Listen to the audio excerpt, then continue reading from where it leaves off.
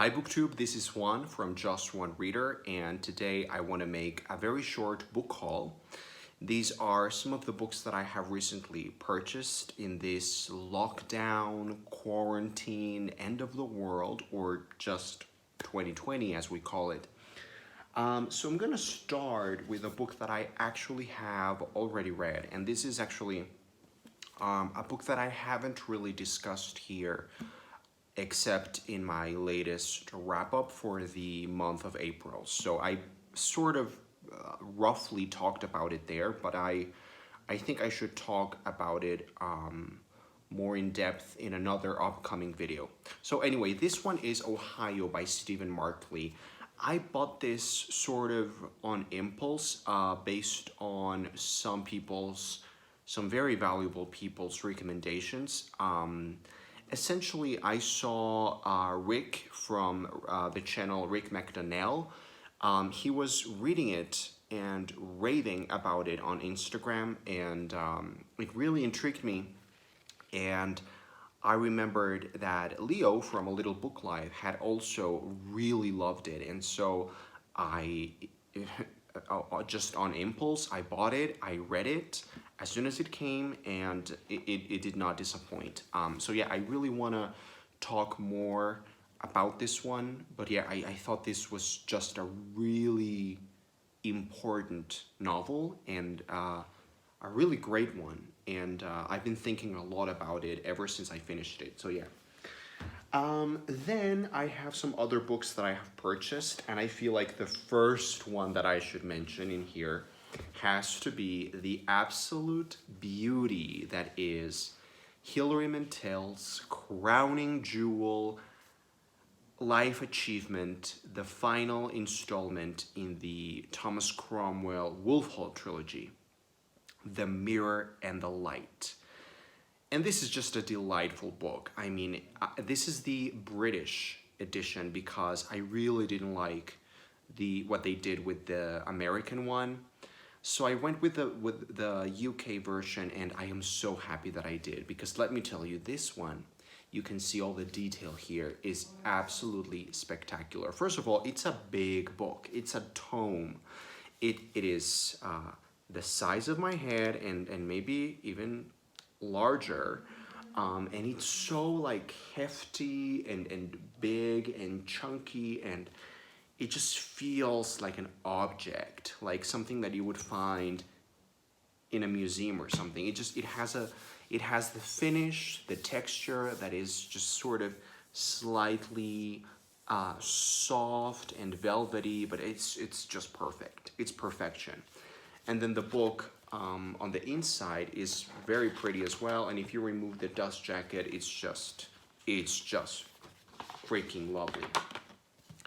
And this is actually the next book on my TBR, so I will be reading this very, very soon. So, The Mirror and the Light. Then I bought something that is very, very short, and this is Q's Legacy. This is by Helene Hanff.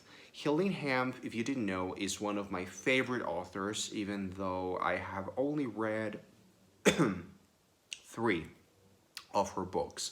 Apple of My Eye, which is my absolute favorite and just one of my favorite books ever. 84, Charing Cross Road, which is very, very popular, probably her most popular work. Excuse me. And the other one is The Duchess of Bloomsbury Street. Now, this one, I don't really know what it's about, but the little tagline here says, "A delightful account of a lifelong love affair with books." And it's probably, I figure, about Helene Hanff's life of loving books and literature and all her weird, charming shenanigans and just her voice. To me, Helene Hanff is an author that I keep coming back to and keep longing to get back to her because of her voice. Her voice is just magnificent and delightful and exquisite. So it will be the perfect palate cleanser so that I can read that in between the longer books here. Then I bought another really long book that I want to read probably in the summer when I have a lot of free time. Gone with the Wind by Margaret Mitchell. This is a very important American sort of classic, modern classic. I don't really know when it was written. It won the Pulitzer Prize, and I know there is a movie. I haven't really heard of the movie. I haven't seen the movie or the trailer or images from it. I know that my parents really liked it. My mother really loved Gone with the Wind, and so did my grandmother, actually. She really loved it. But I have no idea what it's about. So I literally haven't even read the synopsis because I don't want to know anything. I just want to get in there and discover what it's about because I am at zero knowledge regarding this book. So I feel like that's a great way to pick up a book that is so important and so well loved, you know? Then I bought something else, again, based on the recommendation of both Rick and Leo, and this is Paul Murray's Skippy Dies, and this is actually longer than it looks. It's 660 pages, which it doesn't look like it's a long book, but it is. I really like the cover design, by the way. It's pretty cool. And from what I understand, it is about this sort of institute. I think it's a boarding school, or maybe it's just a high school. I don't know. But I think it's about a school or a high school, boarding school kind of environment.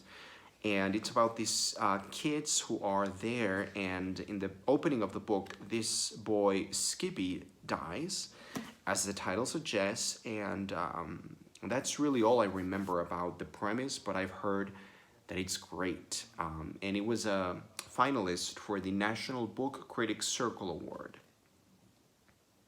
And here it says, it's the Moby Dick of Irish prep schools. Of course, I'm going to want to read that, you know? Then I have two short Daphne du Maurier books, and these are the last ones that I will show you today. So these two I also bought because of Leo. Leo, what's up? You've made me, you've been making me buy a lot of books like crazy lately, but thank you, I guess.